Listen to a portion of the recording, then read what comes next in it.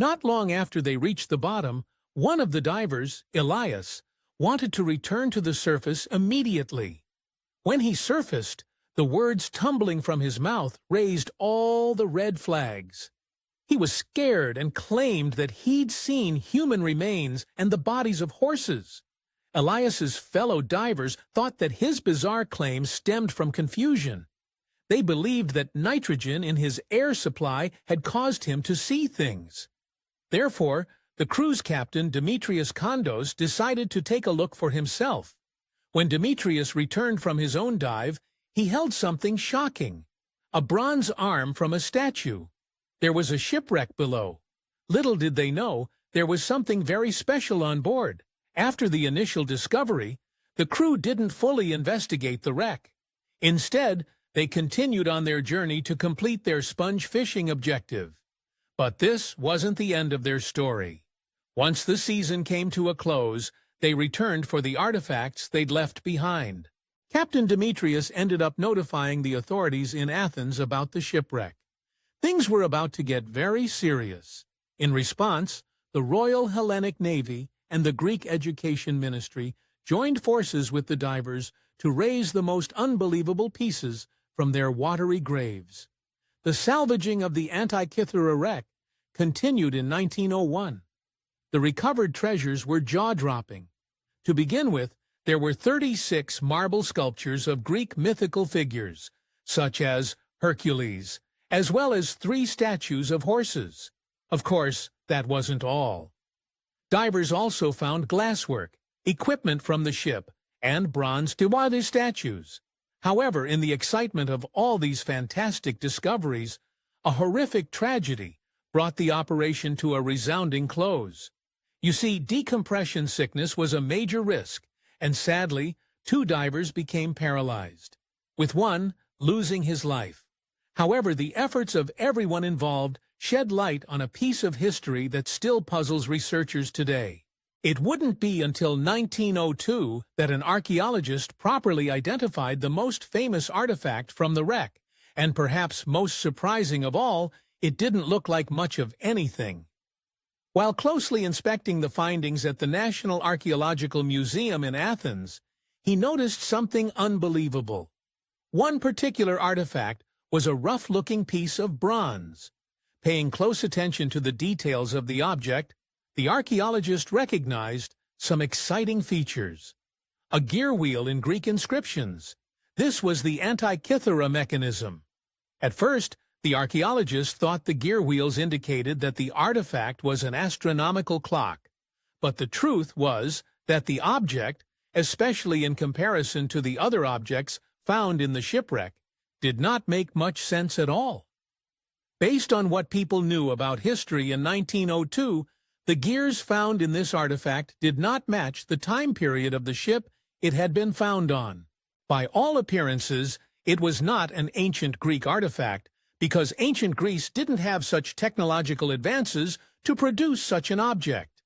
This is why the discovery of the Antikythera mechanism altered the understanding of human history. The artifact's unique features seemed to denote an impossible time period, one that came hundreds of years after the shipwreck had taken place. At the time, it certainly begged the question, what was this strange mechanism doing on the ship off the coast of a Greek island? Today, it is generally accepted that Hellenistic scientists discovered the mechanism, though the exact date of its invention is not fixed. Created before the shipwreck, the theorized periods include 17 BC, 150 to 100 BC, and even 205 BC. For over a century, this historical artifact has been breaking scientists' brains.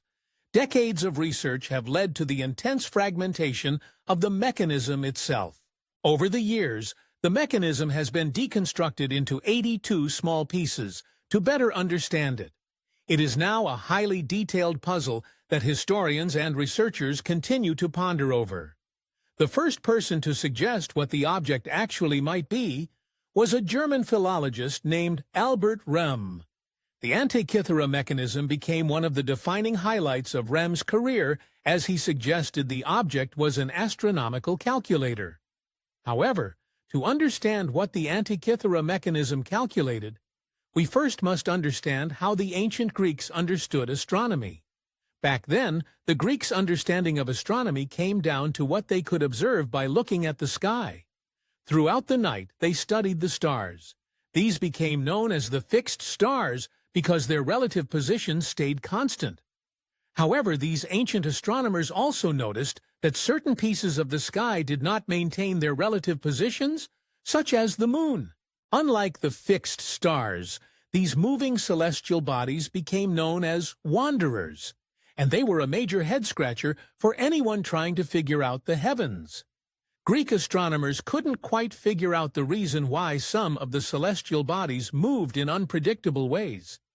This was because, unlike our modern understanding of the solar system, they believed everything revolved around the Earth rather than the Sun. It is believed that the Antikythera mechanism's main function was to figure out the position of the planets depending on their cycles, as well as the movement of the Moon and Sun. Most impressively, the device could make these predictions, whether it be a date from the past or the future. The existence of this device wouldn't be possible without the knowledge developed by prior thinkers, most notably Middle Eastern scientists. In Babylon and Uruk, which is modern-day Iraq, advancements in astronomy throughout the first millennium BC laid an essential foundation of knowledge for the Greeks.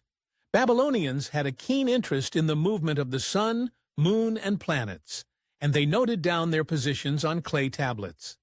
Their findings led them to a shocking understanding of these celestial bodies that they adhered to specific cycles. Once they attracted the cycles of these celestial bodies, they were able to start making predictions. According to a 2014 study, it is believed that the Antikythera mechanism incorporated many of the findings initially made by Babylonians, when philologist Albert Ram got his hands on the mechanism following his discovery, and wasn't long before he began making jaw-dropping revelations. Ram's unpublished notes revealed some of his greatest finds. One of the mechanism's fragments had a very telling inscription, the number 19. This number correlated the moon's metonic cycle 19 years. But this wasn't the only exciting number to reveal itself. Ram also discovered other numbers on the same fragment. They pointed to the use of Babylonian predictive astronomy 76 and 223. The number 220 pointed to the Saros cycle, the 223-month cycle used to predict the eclipses of the sun and moon.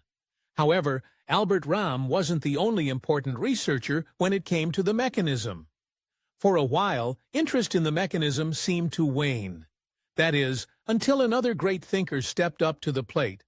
Derek Price was a British science historian and professor at Yale University, and his work would yield even more answers.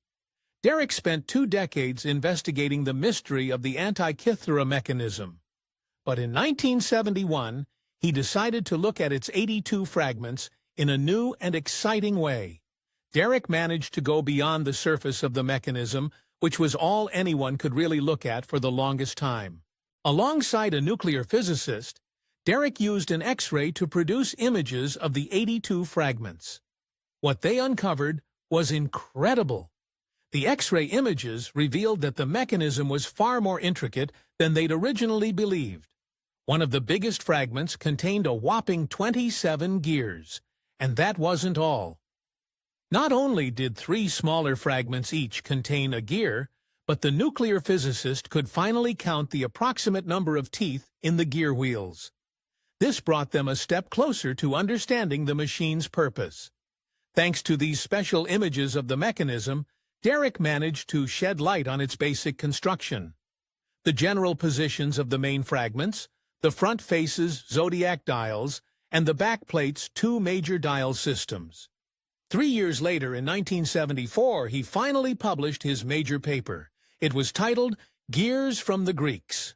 In the paper, Derek referenced several quotes by Cicero, a philosopher, politician, and lawyer, born in 106 BC, but one quote in particular was enough to give anyone goosebumps. According to Cicero, the brilliant inventor Archimedes, who came before him, had created a device that sounded shockingly similar to the Antikythera mechanism. In describing the workings of Archimedes' machine, Cicero said, "On which we were delineated the motions of the sun and moon, and of those 5 stars which are called wanderers." Archimedes had thought out a way to represent accurately, by a single device for turning the globe, those various and divergent movements. With their different rates of speed, Archimedes' lifespan, around 287 to 212 BC, came well before the generally accepted period of the Antikythera mechanism. Therefore, the mechanism may have been inspired by Archimedes' designs. So, how did the Antikythera mechanism work in practice? Imagine the device in its glistening bronze prime, about the size of a shoebox. Its front face would have resembled something similar to a modern-day clock. However, instead of showing the hours of the day, its many hands outlined the solar system. To highlight the 5 planets the Greeks knew about, which were Mercury, Venus, Mars, Jupiter, and Saturn. There were most likely tiny pieces of rock or glass set into the front panel. There is even a rotating ball to represent the moon's phases. With its 3 panels of gear wheels, researchers claim that a wooden box encased the device. On the very front of the box, there is a place to input a date using a calendar dial. Therefore, the first step was to choose a desired date. But that wasn't all. Once you'd chosen your date, all you had to do was spin the crank on the other side of the device to calculate the correct locations of the night sky's celestial bodies. Even more impressive, you could input a future date. Therefore, the Antikythera mechanism was essentially an analog computer, and the oldest one we know of today. Why? Because, quite basically, it processed a variation of data. And like any good computer, the device also included something very important. Most research involving CT scans revealed something else in 2005. The back plate, inscribed with writing, was the mechanism's very own user's manual. Though there have been several attempts by researchers to recreate the Antikythera mechanism, none of them have been entirely successful. That is until 2021. At University College London, the Antikythera research team came up with a fresh approach to reconstructing the device. The team had a strong leader, none other than Tony Freeth, the filmmaker and mathematician who had produced the documentary The World's First Computer back in 2012. Tony and his Antikythera research team claimed that their model of the device was compatible with the data available to them. Their thrilling findings moved the understanding of the mysterious mechanism another step forward. Writing about his findings, Tony explains just how fascinating and singular the Antikythera mechanism is. It single-handedly rewrites our knowledge of the technology of the ancient Greeks. You see, based on the general understanding of ancient Greeks' history, its people were always extremely intelligent and innovative. Ancient Greeks left behind evidence of their brilliance. Take the lighthouse of Alexandria and the Parthenon as shining examples. They even had advanced plumbing and sewage systems. However, when it came to their understanding of gears, nobody could have expected they had the technology capable of creating the Antikythera mechanism. As Tony explains in his article, quote, "But before the discovery of the Antikythera mechanism, ancient Greek gears were thought to be restricted to crude wheels and windmills and water mills. The Antikythera mechanism, with its precision gears bearing teeth about 1 millimeter long, is completely unlike anything from the ancient world."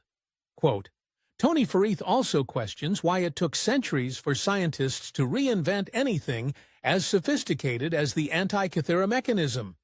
And why haven't archaeologists uncovered more such mechanisms? He says that we have strong reasons to believe this object can't have been the only model of its kind. There must have been precursors to its development.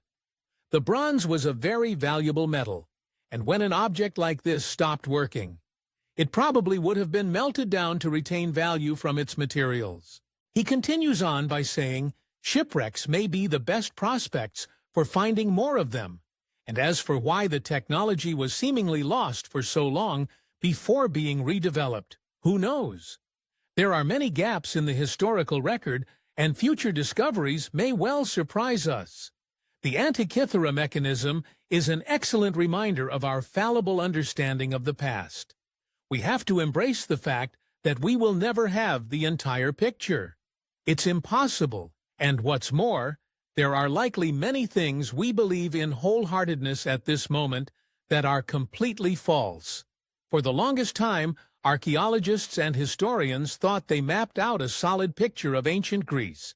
And, of course, they found the Antikythera mechanism, which threw everything they knew into question. And with one question came hundreds more. Why haven't we found any more devices like the Antikythera mechanism? Are there more of them languishing at the bottom of the sea? And what other knowledge about ancient Greek remains lost to time, operating beneath the shadows of the unknown, and in experiencing the excitement of the artifacts we continue to uncover? There lies a world of possibility. After all, if the ancient Greeks managed to create something as complex as an analog computer, history likely has many more surprises in store for us.